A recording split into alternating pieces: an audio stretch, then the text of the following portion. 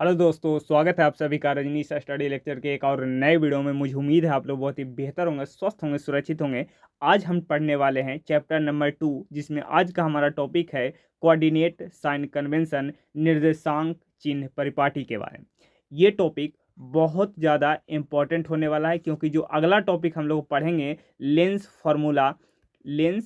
Formula, उसमें ये बहुत ज़्यादा काम में आने वाला है। तो उसके लिए आपको ये टॉपिक देखा होना जरूरी है। तो शुरू से लेकर लास्ट तक बने रहिएगा। मात्र आपको 3 रूल पढ़ाएंगे और 3 रूल पढ़ाने के बाद आपका जो साइन कन्वेंशन है वो क्लियर हो जाएगा। ये लेक्चर नंबर 8 होने वाला है।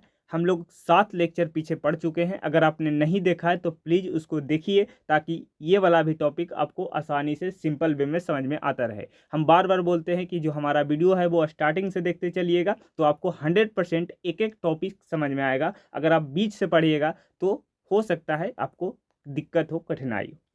चलिए शुरू करते हैं। देखिए, ये आपको इंट्रोडक्शन पार्ट है कि हम लोग लेंस के लिए साइन कन्वेंशन पढ़ने वाले हैं। ठीक है, हम लोग दर्पण के बारे में पढ़े थे, सेम चीज़ इसमें भी आपको देखने को मिलेगा। इसमें क्या होता है कि इसके लिए हम निर्देशांक चिन्ह परिपाटी का प्रयोग करते हैं। कौन सा? निर्देशांक चिन्ह परिपाटी का। कुछ नहीं होता है, देखिएगा, आपको एक्स वाई खाली नॉलेज होना चाहिए।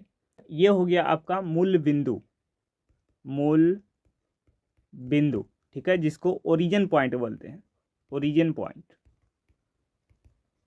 ठीक है, ये हो गया आपका ओरिजिन पॉइंट, जिसका निर्देशांक होता है 0,0। ठीक है, अब देखिए, जितना भी दूरी होगा बालक वो इसी पॉइंट से मापेंगे।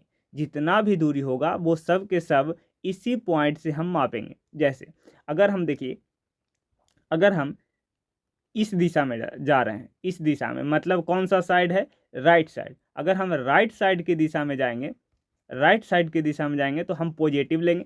दाएं हाथ की दिशा में जाएंगे तो पॉजिटिव लेंगे। और अगर हम बाएं हाथ की दिशा यानी कि लेफ्ट साइड में दिशा में जाएंगे, यानी बाएं हाथ की दिशा में जाएंगे, तो हम कैसा लेंगे? ऋणात्मक लेंगे। ये पहला रूल आपको याद रखना है। ठीक है, सेम उसी प्रकार अगर हम ऊपर की ओर जाएंगे, अगर हम ऊपर की ओर जाएंगे तो धनात्मक लेंगे, और अगर हम नीचे की ओर जाएंगे तो क्या लेंगे? ऋणात्मक लेंगे। बस आपको यही है साइन कन्वेंशन, और याद रखना है। ठीक है, देखिएगा, अब आपको समझाते हैं 3 गो रूल कौन कौन से हैं। वो तीनों रूल को आपको याद होना चाहिए। ठीक है, चलिए उसके बाद हम आएंगे। पहला रूल नंबर 1 कह रहा है, ये है आपका रूल। ठीक है, रूल नंबर 1 देखिए, कह रहा है कि सभी दूरियां लेंस के प्रकाश केंद्र यानी कि मूल बिंदु से मापी जाती है। जो सभी के सभी दूरियां हैं बालक, वो कहाँ से मापा जाता है? वो प्रकाशीय केंद्र से यानी कि मूल बिंदु से मापा जाता है। प्रकाशीय केंद्र कौन सा होता है? आपको बताए थे कि इस प्रकार से लेंस होता है बालक, और लेंस का ये जो मेन बीच में, लेंस के जो बीच वाला पॉइंट होता है ओ, और इसी को बोलते हैं प्रकाशीय केंद्र। कौन सा बोलते हैं? इसी को बोलते हैं प्रकाशीय केंद्र। तो याद रखिएगा, सभी के सभी दूरियां कहाँ से मापी जाएगी? सभी के सभी दूरियां प्रकाशीय केंद्र से ही मापी जाएगी। अगला पॉइंट, दूसरा रूल ये कहता है कि आपतित प्रकाश की दिशा में मापी गई सभी दूरियां क्या होता है? धनात्मक होता है। आपतित प्रकाश की दिशा में मापी गई सभी दूरियां क्या होता है बालक? धनात्मक होता है।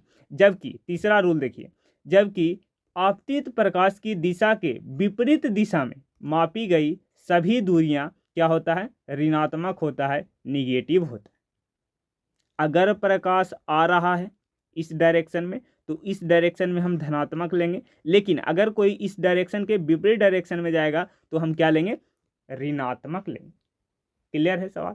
ये 3 रूल आपको याद रखना है। देखिएगा, आपको इमेज में भी दिखा देते हैं कि किस प्रकार से साइन कन्वेंशन को आपको याद करना है। ठीक है, सिंपल बात याद रखना है, लेफ्ट राइट वाला बस।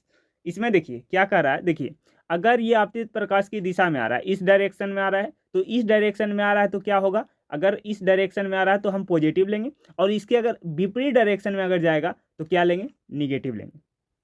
ठीक है, और आप जानते हैं कि सभी दूरियां कहाँ से मापी जाती है बालक? यही से मापी जाती है, मूल बिंदु से।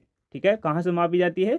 मूल बिंदु से मापी जाती है, ओरिजिन से मापी जाती है। तो देखिए, अगर यहाँ से अगर हम बाएं हाथ की दिशा में जाते हैं, मतलब इस डायरेक्शन में जाते हैं, तो क्या लेंगे? ऋणात्मक लेंगे। और अगर यहाँ से दाएं हाथ की दिशा में जाते हैं तो क्या लेंगे? धनात्मक लेंगे। ये आपको दिख रहा हो। क्लियर है? और देखिए, अगर हम मूल बिंदु से ऊपर की ओर जाते हैं तो भी धनात्मक लेंगे, और मूल बिंदु से अगर नीचे की ओर जाते हैं तो भी क्या लेंगे, ऋणात्मक लेंगे, निगेटिव लेंगे। क्लियर है। देखिए ये है आपका उत्तल लेंस, कौन सा लेंस, उत्तल लेंस, कन्वेक्स लेंस, और ये है आपका अवतल लेंस, अवतल लेंस। ठीक है, क्लियर है, कन्वेक्स कनकेव। ठीक है, देखिए ये है आपका ओरिजिन, मतलब प्रकाशीय केंद्र। क्या है बालक, प्रकाश केंद्र, प्रकाश केंद्र। ठीक है, जितना भी दूरियां होगा, पहला रूल ये कहता है कि जितना भी दूरियां होगा वो सब के सब यहीं से मापी जाएगी। ठीक है, देखिएगा आप यू का नाम सुने हैं, यू क्या होता है बालक, यू होता है वस्तु की दूरी, वस्तु की लेंस से दूरी, वस्तु की लेंस से दूरी। ठीक है, भी का नाम सुने हैं, भी क्या होता है, भी होता है प्रतिबिंब की दूरी, प्रतिबिंब की दूरी। एफ क्या होता है, एफ होता है आपका फोकस दूरी, एफ क्या होता है, एफ होता है, एफ होता है फोकस दूरी, एफ क्या होता है, फोकस दूरी। ठीक है, ये तीनों पॉइंट को आपको याद रखना है, इंपॉर्टेंट है, इसी तीनों के बात करेंगे। ठीक है, जैसे अगर कोई भी वस्तु रखिएगा, आपको इमेज फॉर्मेशन पढ़ा चुके हैं, तो अगर कोई भी वस्तु रखते हैं तो कहाँ रखते हैं, लेंस के लेफ्ट साइड रखते हैं कि नहीं वाला, लेंस के लेफ्ट साइड रखते हैं कि नहीं। और जो भी वस्तु दूरी होगा वो चाहे उत्तल हो चाहे अवतल लेंस हो, सब के सब क्या होता है, निगेटिव होता है। यानी कि जो वस्तु दूरी हमें लेना है उसका साइन कैसा रहेगा, हमेशा निगेटिव रखना है, हमेशा निगेटिव रखना है। दूसरा सवाल देखिए, प्रतिबिंब दूरी। देखिए कभी कभी क्या होता है कि प्रतिबिंब इधर भी बन जाता है और कभी कभी प्रतिबिंब पीछे भी बन जाता है, तो ये आपका प्रतिबिंब पर निर्भर करता है कि कैसा बनेगा। ठीक है, ये हो गया। और एफ क्या होता है, देखिए एफ के लिए रूल है कि जो आपका उत्तल लेंस होगा, अगर कोई उत्तल लेंस होता है, ठीक है, अगर वो उत्तल लेंस होता है तो उसका जो फोकस दूरी होता है बालक, उसका जो फोकस दूरी होता है वो धनात्मक होता है, पॉजिटिव चार्ज होता है। ठीक है, पॉजिटिव होता है। और अगर वो अवतल हो तो उसका जो फोकस दूरी होता है वो क्या होता है, निगेटिव होता है। समझ में आया, क्लियर है।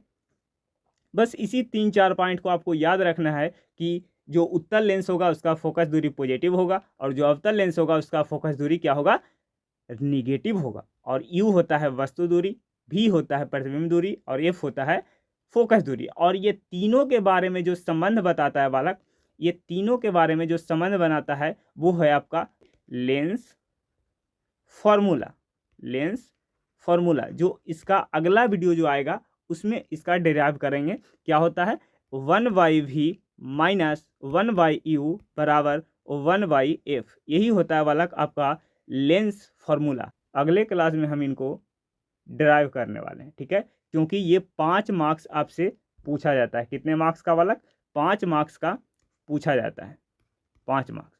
तो ये आपको याद होना चाहिए।